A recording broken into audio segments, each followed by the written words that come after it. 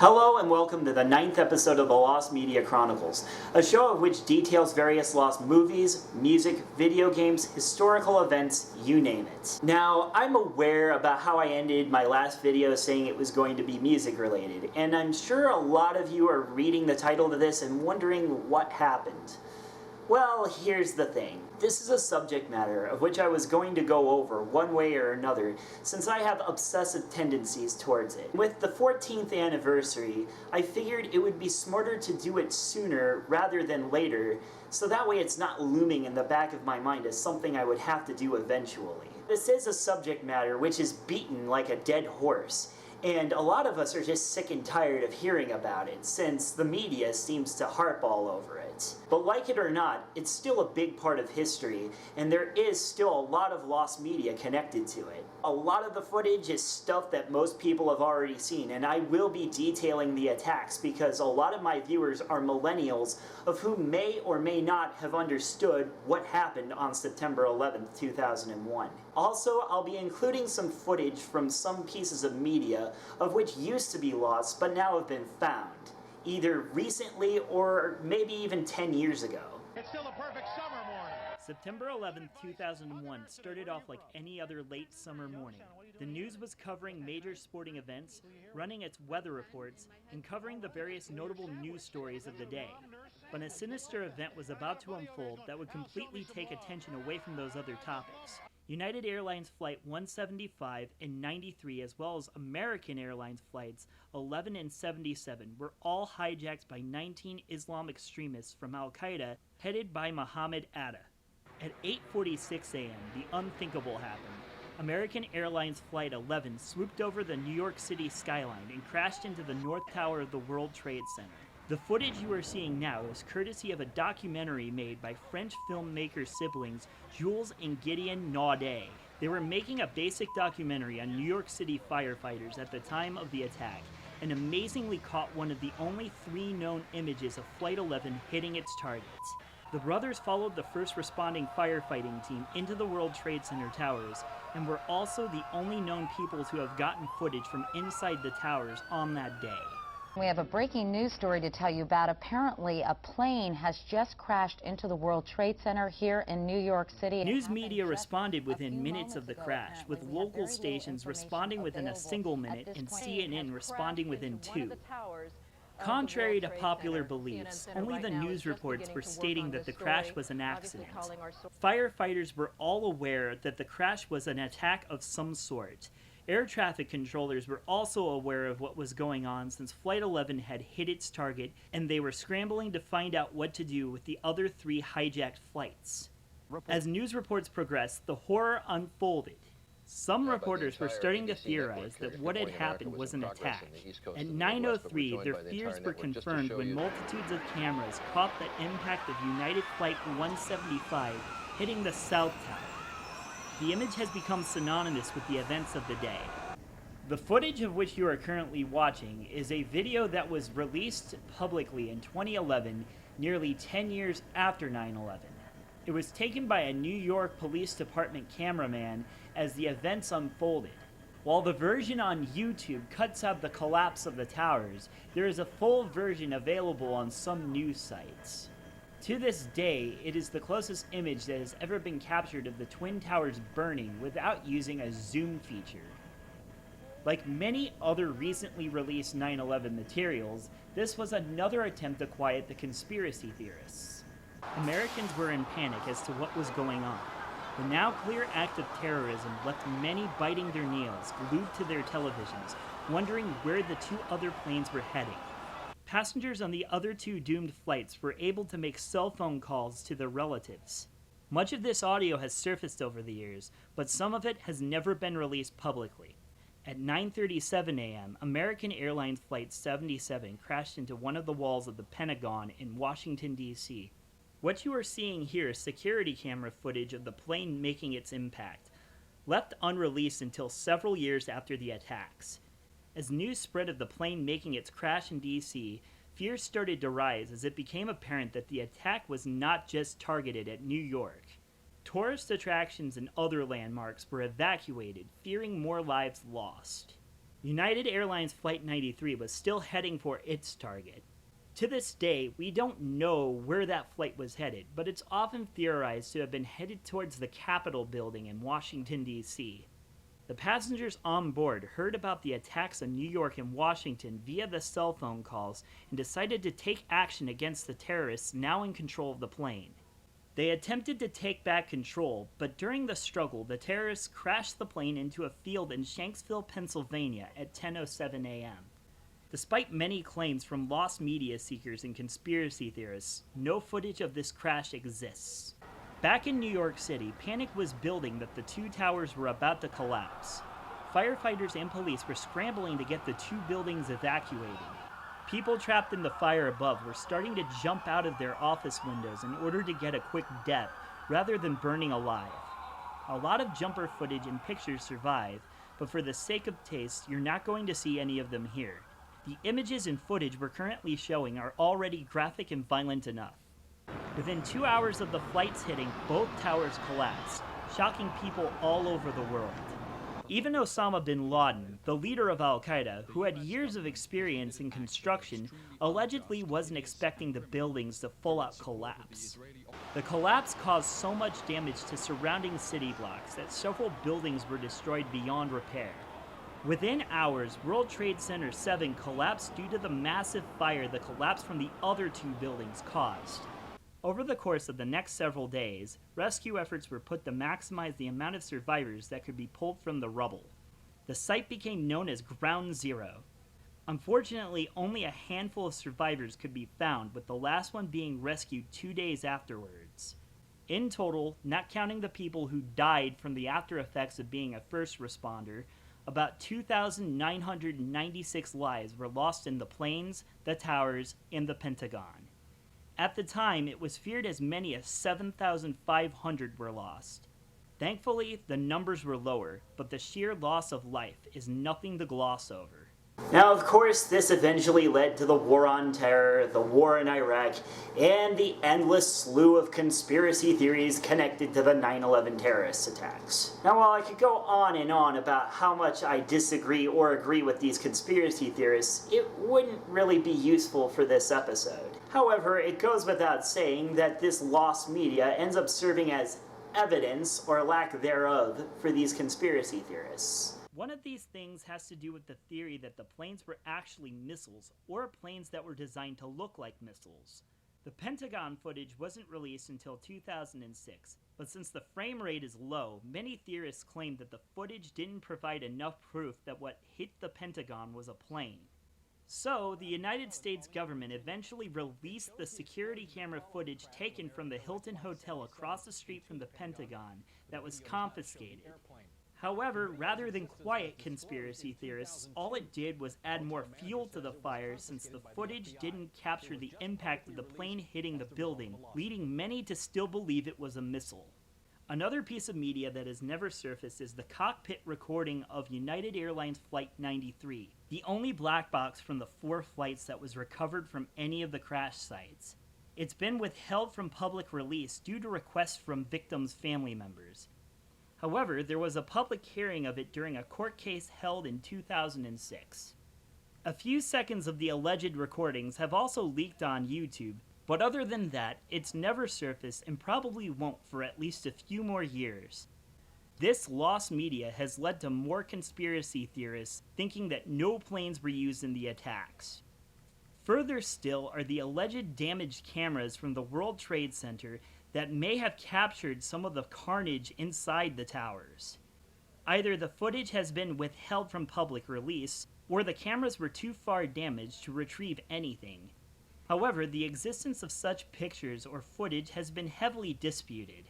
There's the graphic jumper footage that only a select few have seen. Some footage of the bodies hitting the ground from a distance can be found on sites like LiveLeak. However, some individuals claim that there are some close-up videos of the impact of the jumpers to the ground that only professionals have seen. This, just like the footage from inside the towers, is heavily disputed. News footage of jumpers has also been pulled from many rebroadcasts of the coverage from the attacks, mostly due to respect for both victims and the viewers. However, this footage can be seen on archive.org's collection of 9/11 news coverage from various channels. As for smaller stations that had jumper footage, unless people recorded them at home, the footage may be lost for good. One other allegedly lost piece of media, which is actually not lost at all, is theorists suspect that the BBC wiped the tapes of their 9/11 newscasts. While this is unlikely, even if it's true, you can still find the original broadcasts in their full length on archive.org's collection of 9/11 news footage from various channels. Of course, it doesn't matter how hard the government tries to quiet these conspiracy theorists, as they view themselves as correct, and the government as in the wrong in trying to cover everything up. So therefore, it may just be a losing battle either ways. I'm gonna end this episode really unconventionally and kind of detail a bit of a personal story I have with the 9/11 terrorist attacks. It might be a bit lengthy, but I'll try not to make it too long. Before I get started with this story, I do have to file a little bit of a disclaimer. I suffer from OCD, and I kind of want to address something about common misconceptions people have about OCD and OCD sufferers. It's not always linked to keeping things organized or keeping things straight or cleanliness. For a lot of individuals, it's just basic irrational fear.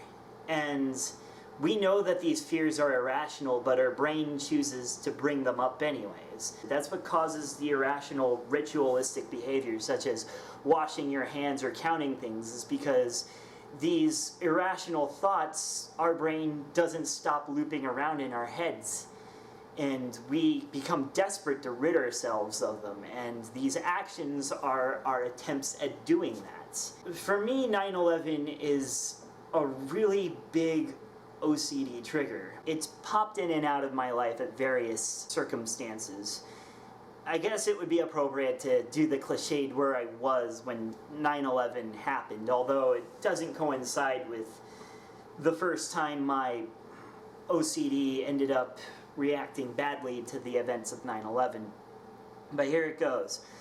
I was 11 years old when it happened, and I lived on an Air Force base in Arizona. With that being 3 hours behind, I was up at 6 o'clock in the morning getting ready for my 6th grade school day. And it was in the middle of everything. I think the Pentagon had just been hit. Either that or the South Tower was just hit. One or the other. But either ways, it wasn't long after I had woken up that the Pentagon had been hit. And I had no idea what was going on. I was kind of a sheltered child. I didn't know what the World Trade Center was, as dumb as that is.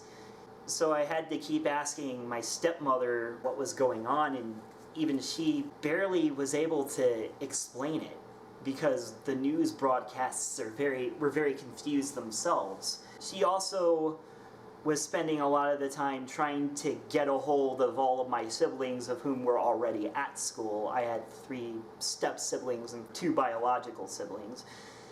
2 of the step-siblings were too young for school, so they were already home, but the 3 other siblings were out, and she was worried about how they were going to get home, because anyone else who grew up on a military base at the time, they went under ThreatCon Delta immediately, and that's basically a nightmare for anyone who lives on a military base. People get trapped inside of buildings, not being allowed out, no one's allowed on or off the base. So my older brother, who went to the high school that was off the base, ended up having to be escorted back onto the base. And I was the one who was left home. I didn't have school to distract me or anything, so I tried to find other ways. And you know how impossible that was if you were alive on that day and you were a kid, how your brain just couldn't turn it off, and the news is sensationalized and loops the same information and the same footage over and over again. But we were all glued to our televisions for that whole day, just trying to figure out what happened. And I tried watching a Pokemon movie, the 3rd one. I just couldn't concentrate on it. I ended up just watching the news footage for the rest of the day, because It's the only thing my brain could make sense out of it. My dad is also no stranger to these types of tragedies, as we were in Oklahoma at the time of the Murrah building bombing. And my dad was apparently fairly close to the building and was one of the first people to respond in rescue efforts. So we kind of had a bit of a conversation about terrorism and what it was and how I didn't understand it because I was 11 years old. So I remember that night struggling to go to sleep because I was just worried about, what if this was the start of World War III or something like that.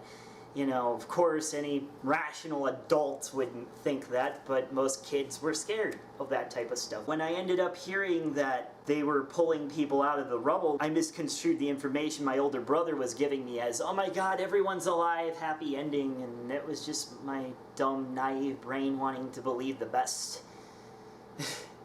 But I got over it pretty quickly. I'm surprised considering what happened in my future. When I was 13, I went up to visit my mother who lives in Albany, my biological mother. Part of our tradition every year when I visited was to go to the New York State Museum. And those of you who live in Albany know what's at the New York State Museum. There's a 9/11 exhibit, and it had just been added that year. And they had this huge bended steel girder, made tears water up in my eyes. And I think that the big thing that kind of hit me this time is the realness of it. We knew it really happened, but when you actually see it, it changes your perception.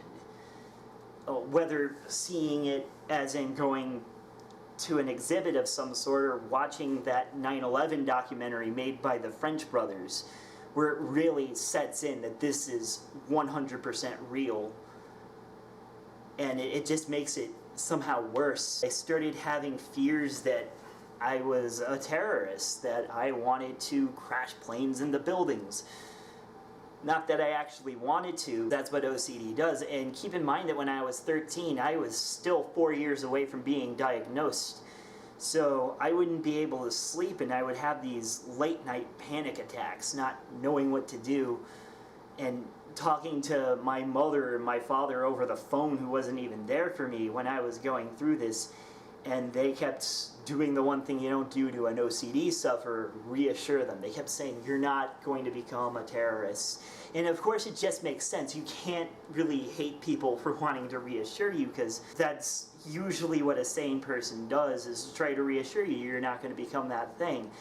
But what that does is it gives the obsession more agency, more importance, and it just keeps coming back, and you need to be reassured more, or even better than you were last time. Or even worse, when it doesn't work at all and the thoughts are still there. It's because the thoughts are still there. You're not going to get rid of the thoughts just because you're reassured. After about a few weeks, I got over that. And then 2007 came along, about 4 years later. I was going through my senior year of high school, and I had a government teacher that had me watch Bowling for Columbine, and it includes a brief little snippet of the plane crashing into the World Trade Center, but it's mostly, I also kind of have obsessive tendencies towards the Columbine massacre as well. Now, the thing that I should really clarify is if 9/11 had never happened, I would have focused or latched onto any tragedy my brain could, because it's not me that's latching onto this, it's the disorder. Whether or not I find these tragedies interesting, even if they are morbid, it is my disorder that makes me constantly come back to them. There's usually long periods of time before I come back. The fear of Columbine had me obsessing for a few months about various tragedies such as the Murrah building bombing in Waco, and then I was going through a bit of a binge watch of sad movies.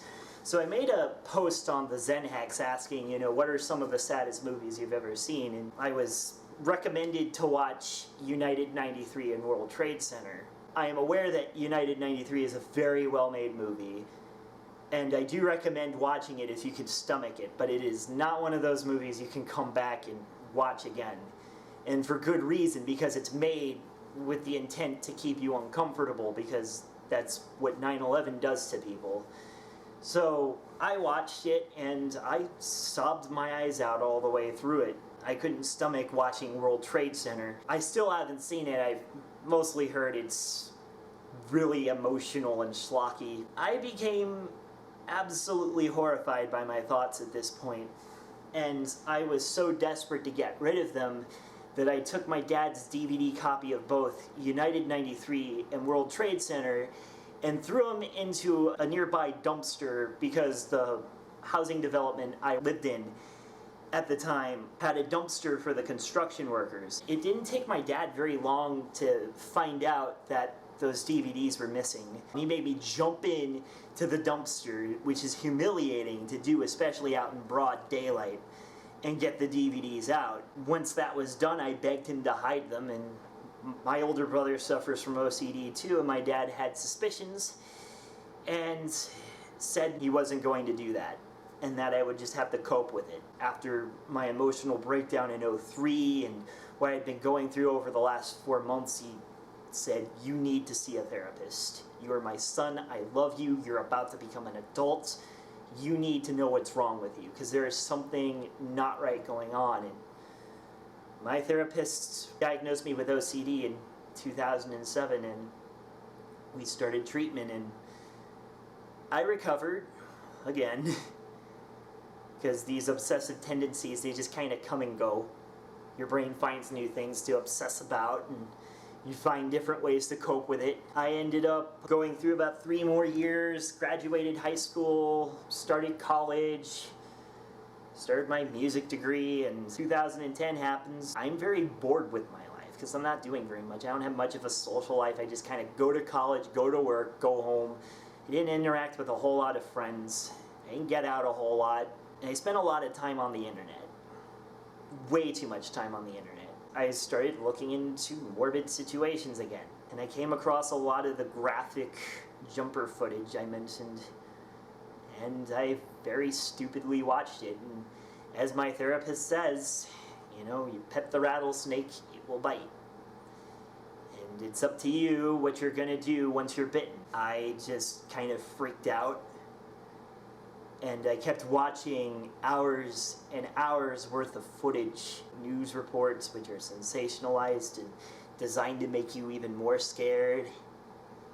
And I just could not get out of the obsessive state of mind I was in. I think it was about 2 or 3 months. And it ended up so bad that even when I was going to seek therapy, I was looking for my therapist to get rid of the thoughts. Even though I knew that was impossible, it was so desperate to get away from it. It's just what I latched onto, and it ended up getting so bad that I actually considered killing myself at a couple of points, which is something I never admitted to any more than a handful of individuals. I'm fine now. You don't have to go onto the comment section and say I have people or resources for you to talk to. I've gotten out of that, and one of the things that was brought up in the comments of the Christine Chubbuck video is that you don't have to be depressed to be suicidal. There could be a number of different reasons for it. I'm over it, but it's not something I can admit, obviously, without my voice getting a bit shaky. I couldn't make sense out of it, why therapy wasn't doing any good for me. Well, obviously it's because I was expecting something that wasn't going to be delivered. Because OCD, you just learn to cope with the obsessive thoughts. They're not going to go away. It's basically my theory, at the very least. I'm not a psychologist, but it's faulty wiring in the brain that makes fear the dominant emotion, which it isn't supposed to be. So it makes everything significant, even if it isn't. I obviously have gotten over that. And it's actually because of a woman I met at around the time who just kept taking me out of the house and introducing me to new experiences, taking me hiking. And she ended up becoming the first woman I ever was truly in love with. Making this episode wasn't very easy for me because I had to revisit that time in my life and kind of make peace with it. I didn't have any loved ones who died in 9/11. I wasn't in New York. I didn't even spend that much time when it happened really associating myself with it, but it did find its way into my life, and me, just like the rest of America, had to learn how to cope with this thing that happened. It just kind of became everyone's tragedy, whether or not you really care. And I know there's a lot of people out there that are indifferent towards it, which is fine. It's probably better than caring too much about it. But there are people that still care. And there are still people that are hurt by it. That's why we seek out this media. Because we want all those different points of view. We want to know what really happened.